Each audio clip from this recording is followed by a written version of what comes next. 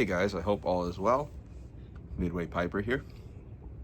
Today's video is going to be a VR to a comment on my Sermon of the Mount video from Scouting in the Woods 233, I believe.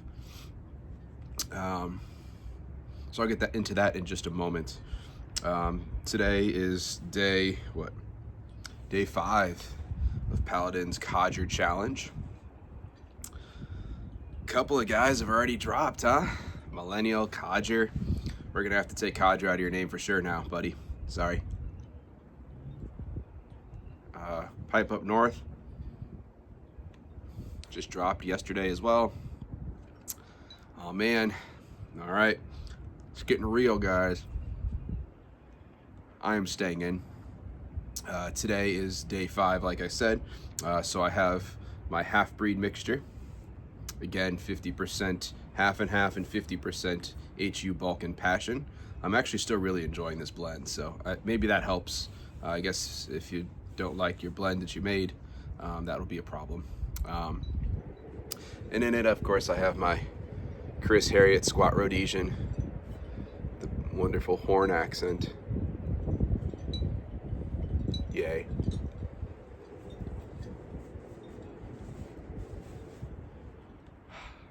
Good stuff.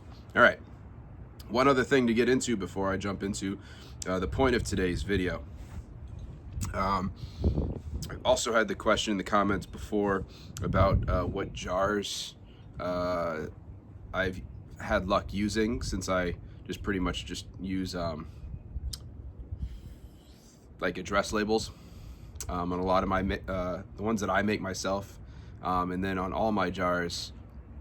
Once I open a tin and move the contents into a jar, I always write on one of those labels as well what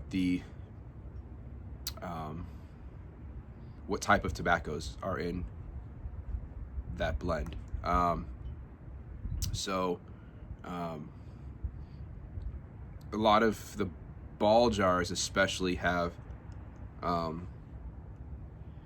they have a lot of decoration on the glass and whatnot, and it makes it kind of hard for labels to stick to that.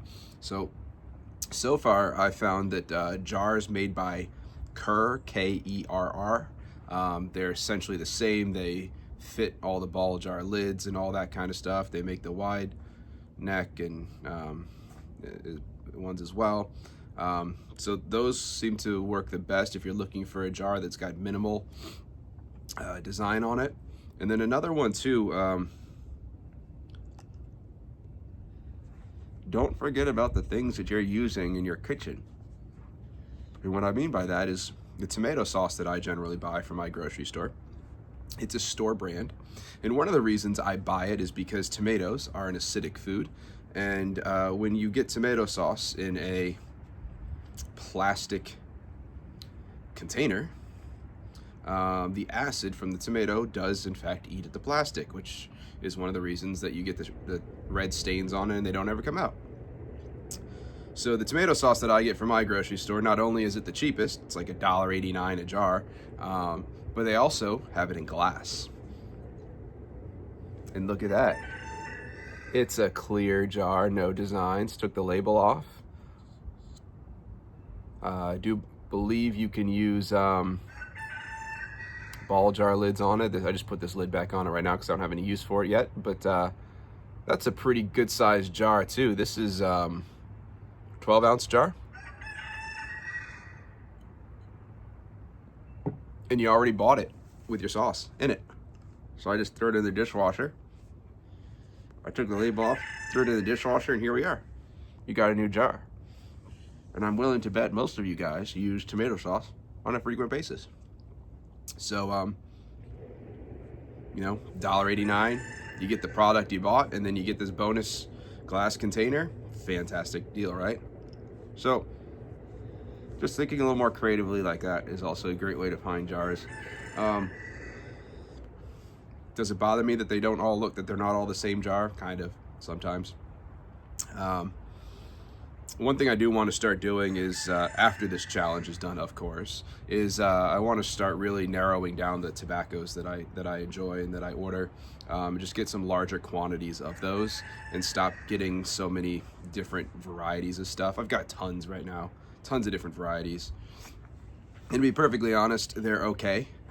But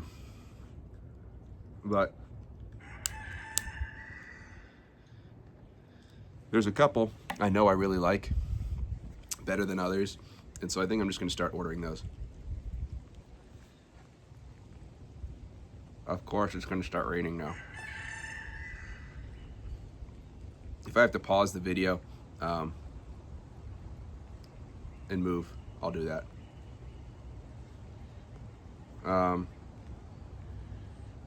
And the point being, for the video today, I have some books out here, and I don't really want them getting wet. So I think, you know what? I'll cover them right now, and we'll see how this goes. All right, so the point of today's video was a question in regards to my Sermon on the Mount video. And the question was essentially if I was familiar with a couple of different YouTube presenters or channels in the vein of what is referred to in many ways as some people call it the way, some people call it the Hebrew Israelite movement, and essentially it is a movement of Christians who essentially still follow a lot of the Jewish laws, the biblical ones, not the ones that were added by rabbis later on down the road. Things that are exclusively said in the Bible. In addition to that, also keeping holidays, Jewish holidays that are expressly kept in the Bible, such as Passover, such as Sukkot, such as what's another one? Those are ones that come in my mind right now. So that's essentially the Hebrew Roots movement. So some of the examples of laws, guidelines that are kept in the Hebrew Roots movement, generally wearing tassels on your clothes. So that's an interesting one to me, actually. So those of you not familiar, I did grow up Jewish. So that movement did really speak to me. I really got into it for a little while. So tassels are essentially, in the Jewish tradition, this is excluding the Orthodox, they're normally worn on a sort of like a prayer shawl called a tallis. And generally, those fringes on the tallis, on the four corners of it, and generally those are all white fringes. And in the Bible, it exclusively says that one should be of a blue color. Now, Orthodox Jews generally wear a different, it's almost like an undershirt essentially, which has the tassels on the four corners of it. And generally no blue tassel. And the idea behind that is, that many denominations will say that the blue that was used in biblical times came from a certain type of snail or something that's no longer around, and so they can't therefore use that blue, so they don't do blue at all.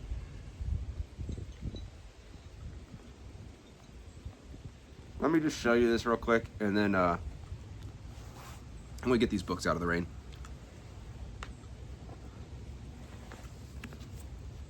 Most of the Hebrew Roots movement, some use King James Bible still. A lot of them use this Bible. It's called the Scriptures. And and it's put out by the Institute of Scriptural Research.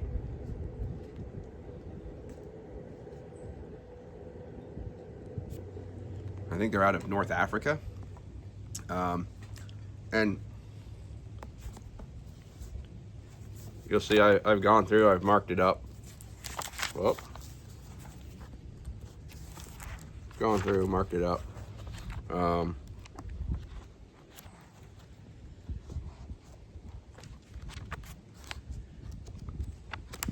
So, the Bible that I use most frequently now is this one. I've shown you guys this already. It's the MEV version. Large print, red letter. This Bible as well also uses the Hebrew names for everyone. So, like the New Testament.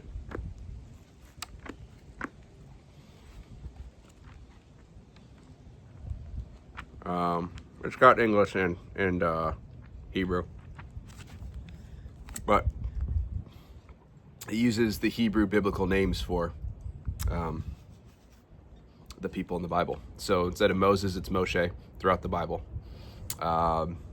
Instead of Jesus, and there's a whole argument about this because, you know, in old times there was no J, so you'll often hear them refer to Yeshua.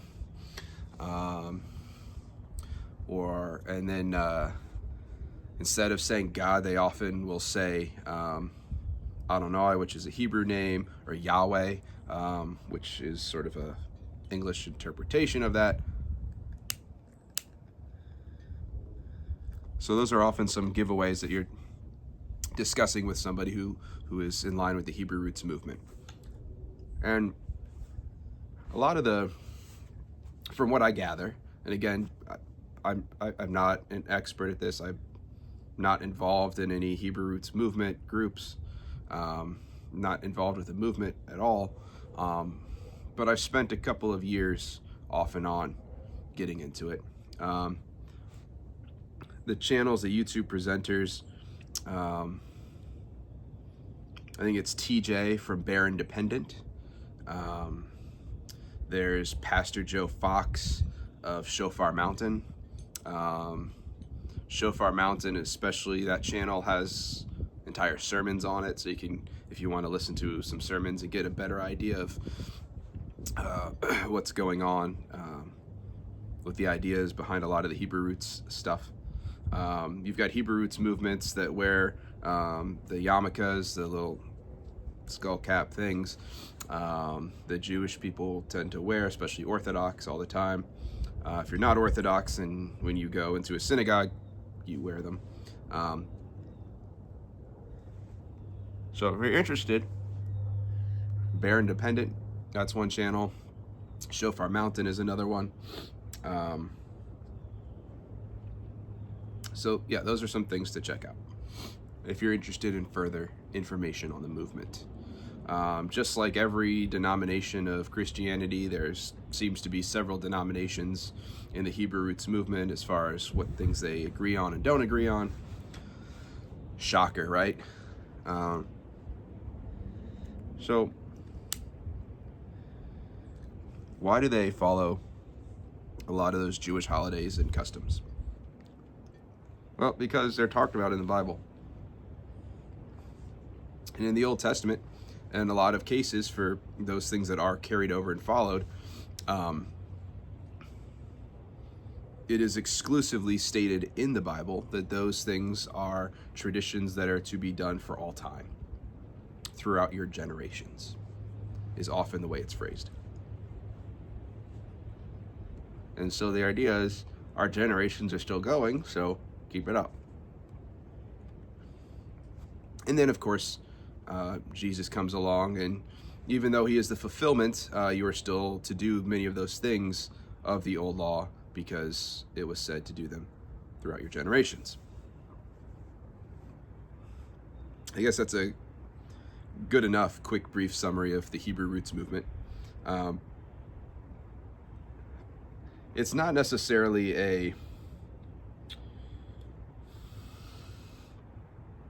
core tenet, I guess, of the Hebrew roots movement, But a lot of these groups, channels, whatever, that follow the Hebrew Roots movement also tend to be prepper communities and or homestead. I don't know if there's necessarily a direct correlation between that. There's often communities of people that move and live together on the same property, such as in Shofar Mountain. And so they all live together. So yeah, those are a lot of the things, right? The other big one too is Hebrew Roots movement folks follow the dietary laws that are prescribed in the Old Testament. Specifically in Deuteronomy. All the things that you should and should not eat. Deuteronomy 14. Yeah, Deuteronomy 14 is where all that is put down of what you should and shouldn't eat. And so again, Hebrew Roots Bible. You can see, got the Hebrew name for God. Okay, cool. So, too much talking and not enough smoking.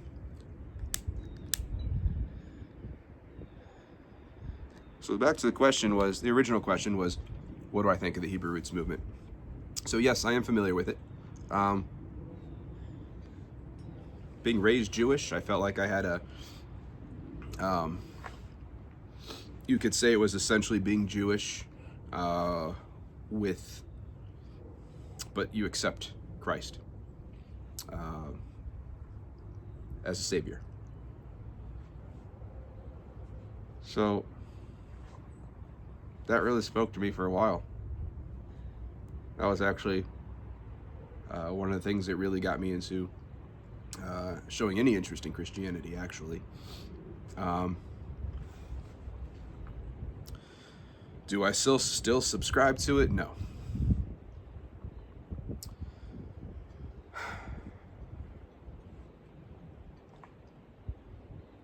There's a lot of good aspects to it. And I think a lot of it really comes down to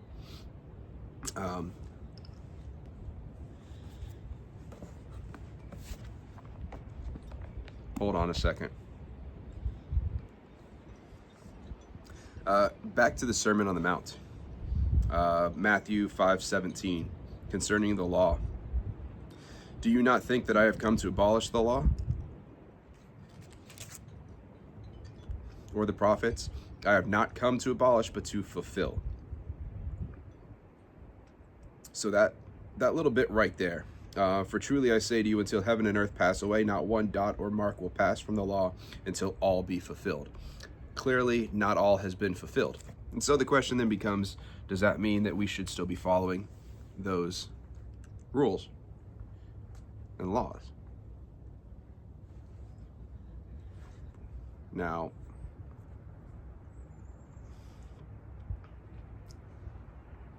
technically, if you say yes, then you should still be sacrificing animals. And the case against that, of course, then becomes, well, the temple's not there to do that at, so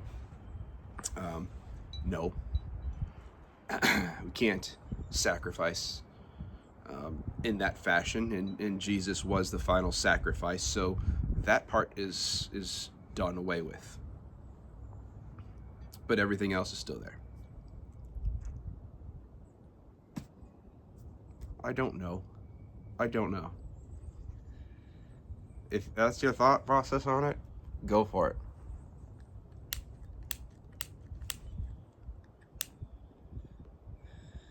If that makes sense to you, go for it. If it doesn't, don't do it. I don't belong to any specific denomination. I don't even attend a church.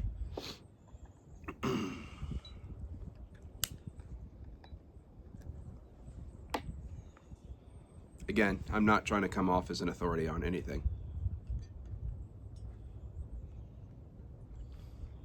But to be perfectly frank, I don't think anybody knows the answer, even those who are biblical authorities and pretend to know that their way is the correct way.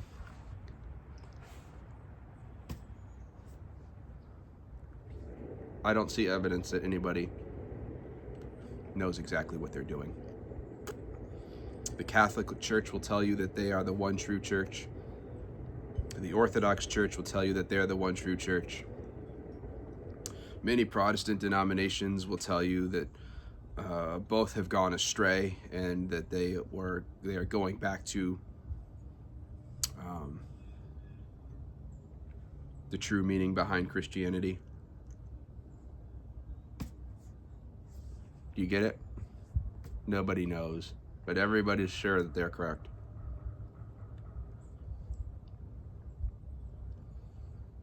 I'm not saying do what you will.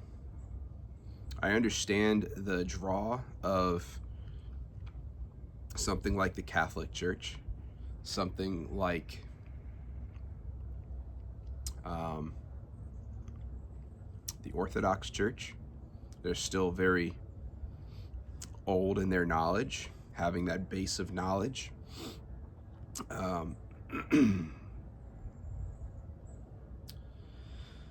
I understand the theory, the idea behind a pope.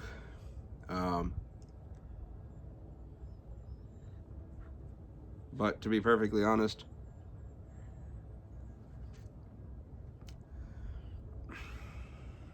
it's all essentially managed by humans, and humans are flawed. There's only one perfect human. And so if you think that having the authority of a pope is crucial to your faith, cool. Be Catholic, that's fine. I don't care. And no one else should care either, quite frankly. I, for instance, understand why the Protestant movement came about. There's a lot of corruption in the church. There has been a lot of corruption in the church. I mean, it reached the point where you couldn't even be in possession. You couldn't even have a Bible. You had to go to church to get the word. And what was taught to you was, I mean, that's what you knew. That's what Christianity was, whatever the Pope said it was.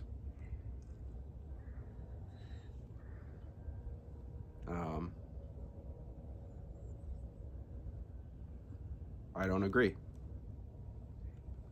That's okay. Doesn't mean Catholicism doesn't have anything to offer. Doesn't mean the Orthodox Church doesn't have anything to offer. There's something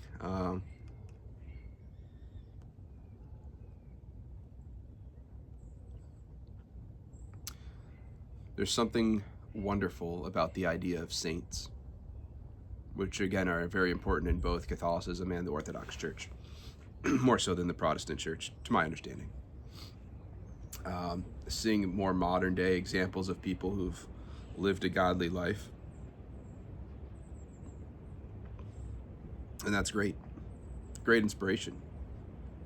But I also can't help but look at a lot of those examples and say, yeah, there's a lot of brushing over of things, shall we say, that happened there.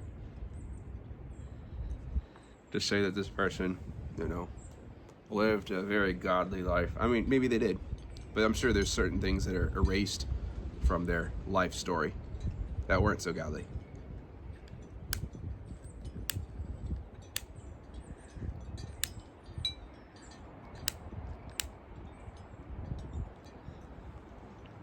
So, I know that's not very helpful. If nothing else, maybe you learned a little bit about another denomination. But I think there's things you can take away from every denomination.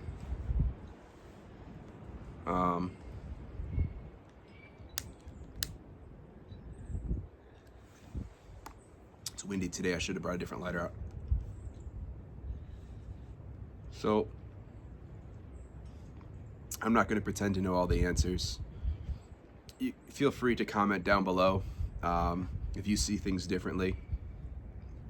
That's fine. I mean, many would say that if you don't go to a church, then who cares? Like, your opinion doesn't matter. And I get it.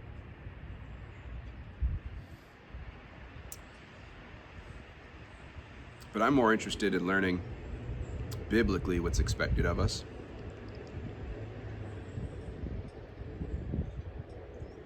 And I just don't see it happening in most instances.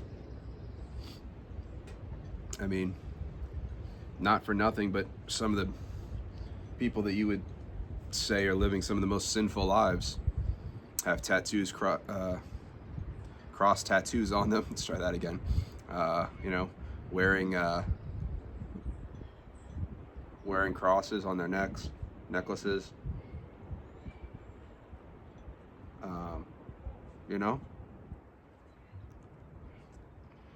It's I think for a lot of people, it's sort of it's putting on a show. It's expected. I'm not interested in that, really. I'm more interested in learning and finding out what seems to be right. And again, I know there's so many problems with that. I get it. I do. But this is something that I've battled with for a very long time. That's why I just picked up that book at the library sale yesterday from John Paul II. Again, I'm not Catholic, but I bet there's great things to take away from there. There's great things to take away from Protestant theologians. You guys know I love reading J.C. Ryle.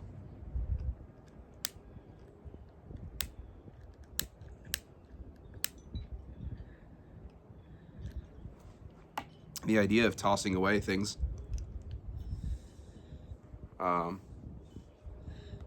everything that somebody said because they belong to a different denomination than you, that's crazy. That's crazy. So I like to read far and wide. I think this is burnt out. I think this is out. But I hope that answers your question.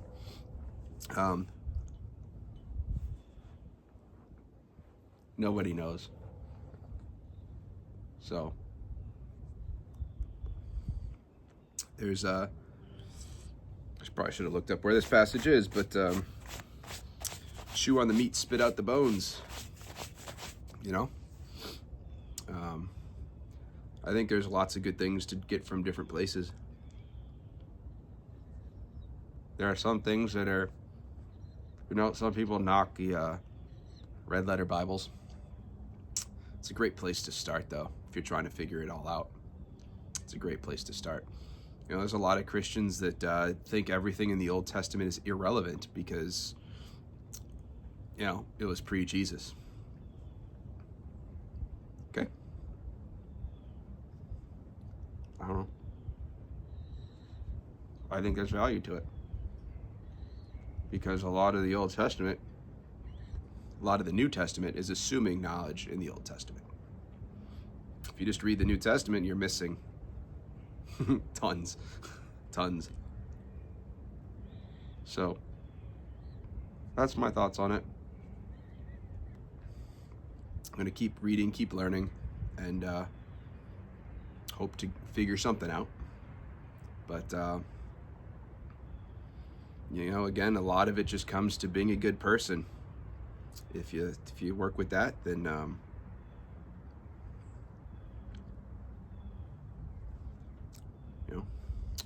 love your God, love your neighbors. Those are the most important commandments. Everything else, you build from that start. So that's it. I had no intentions of this being a 30-minute video again, but here we are at 30 minutes. So that all being said, thank you all very much. I hope you got something out of this. Again, please feel free to comment your thoughts down below, and I will see you in the next video. So have a good one, and I'll see you then. Bye.